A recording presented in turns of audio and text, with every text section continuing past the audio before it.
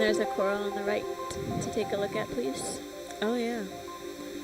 Coming into view. See a its bit. stalk. Looks like we might be able to see some associates on this guy too. There are a lot of brittle stars on that one. This is definitely a condominium. This is a high-rise right here. High-rise hotel, high-rise apartment here with lots of brittle stars hanging out on this black coral. And you see a chirostylid squat lobster in the lower field of view, kind of bouncing around a little bit. Having all of these associates, does it affect the health at all? Please do. Go ahead, Bree.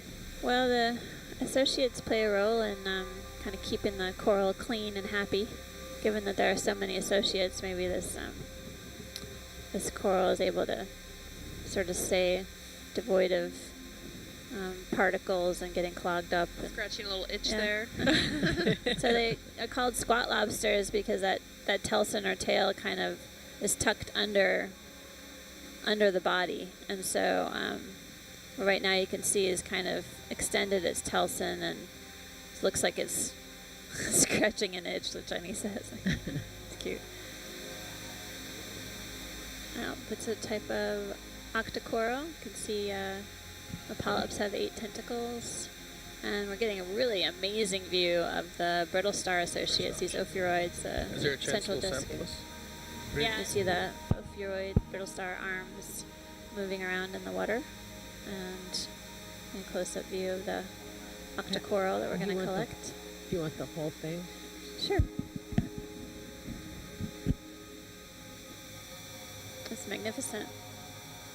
It's got this sort of squiggly branches, but I'm not a black coral specialist.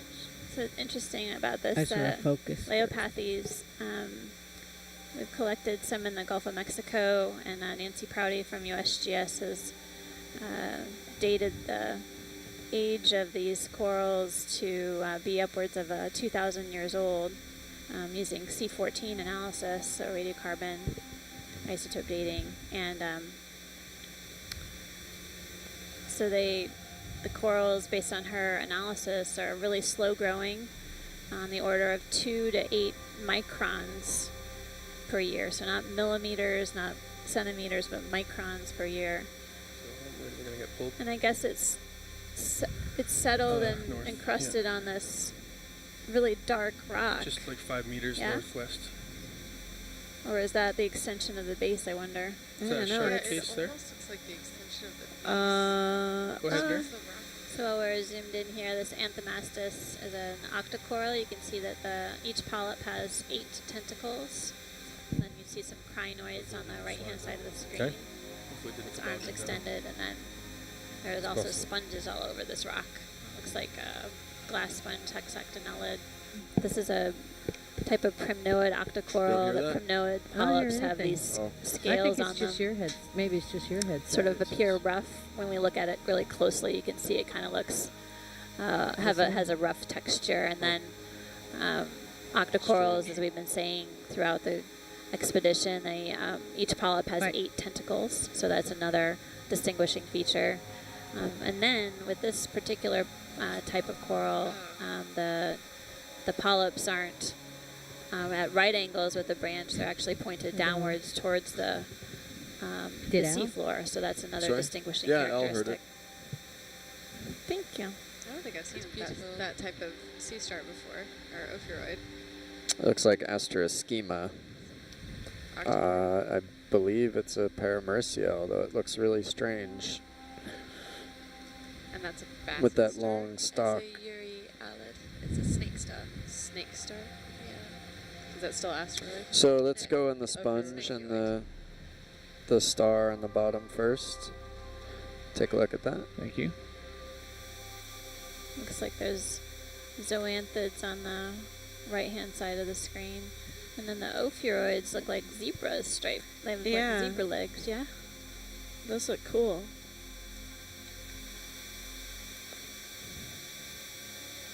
Yes.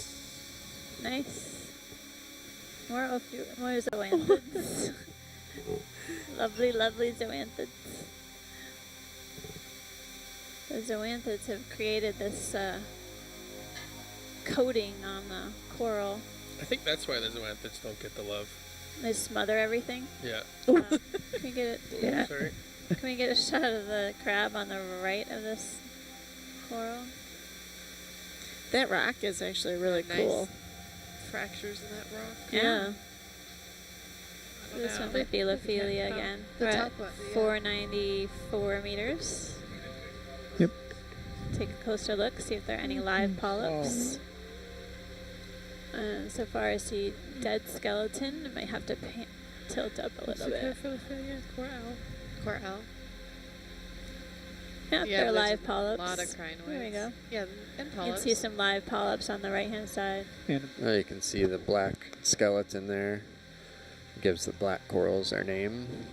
And then those are the shape of the polyps that I was talking about when we were looking at the sponge. They just have like the two longer tentacles coming off the top. Good morning for our listeners just tuning in. This is number 8. We're Did looking you hear at that? a nice example of a black coral. There was a crab on it. Hopefully you caught it. This is a primnoid octocoral. We collected some earlier on the other side of the seamount. Was there? Well, that just crinoid below. It's not another coral below. It's the red is a bracingid sea star, Oh, okay. but there's a bit to look at on the coral above. And that was an anemone attached to the top of it? Yeah, like it's a little racer strip. type of anemone, flytrap anemone. And the temperature and salinity looks like it's gone up a little bit. I'm not sure. There might how be some recently, but it looks like, yeah, maybe a different water mass moving down over this wall. mixing around.